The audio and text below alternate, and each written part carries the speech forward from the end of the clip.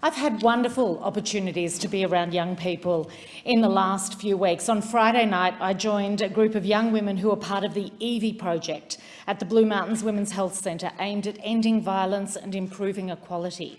Supported by Zonta Blue Mountains, there were messages of what coercive control looks like illuminated onto the windows of the Springwood Hub by Illuminat as part of 16 days of activism against gender-based violence.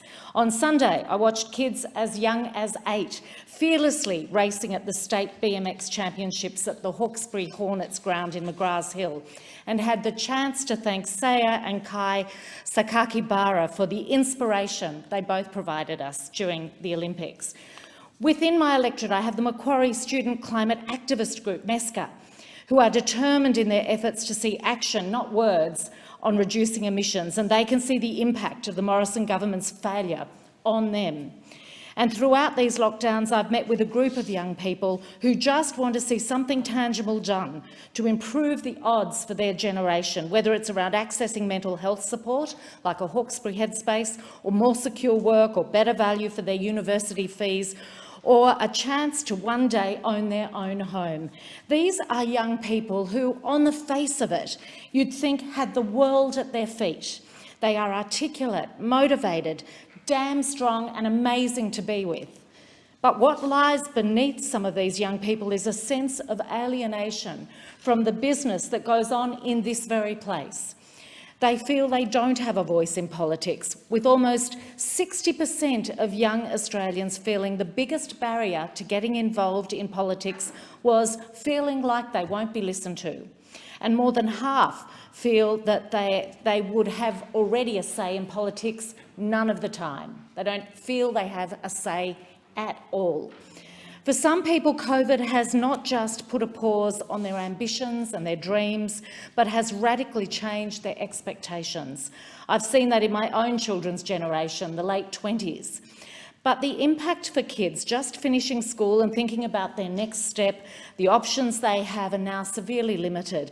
Nearly 50% of young Australians report being worried about their education having been disrupted or held back as a result of the changes to schooling that COVID's brought. Many feel their motivation and career plans have been dented. The gap year, as we know it, is on hold.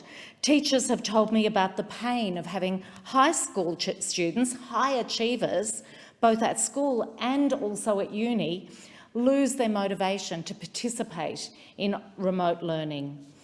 All young people have suffered social disruption severely. They've missed out on once-in-a-lifetime milestones and rites of passage, and they feel isolated due to lockdowns, with their ability to attend school and campus extinguished and social gatherings restricted or prohibited. So it has taken its toll, and that's had its impacts on mental health.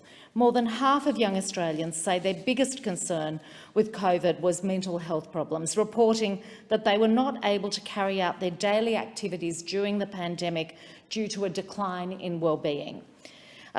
Another report, a third of students and young people report high or very high levels of psychological distress, and 75% of Australia's young people describe their mental health as worse during the pandemic.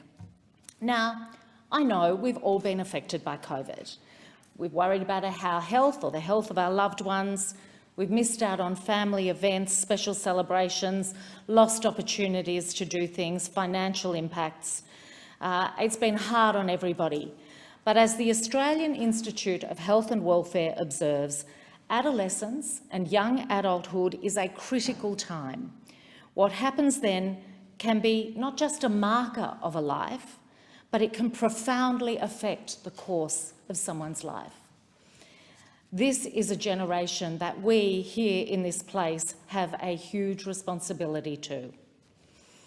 Given that the consequence of so many of the decisions we make here, whether it's about renewable energy, about spending programs, about where mental health funding goes, about investing in education, about TAFE, about housing, about jobs, the effects of the decisions we make will be felt disproportionately by young people. They're the ones who'll have to clean up any failures by this generation of parliamentarians. I believe that many of us are here not to do what makes life easier for ourselves, but to make Australia a better place for our kids and grandkids. And that's why Labor will put young people at the centre of our policies.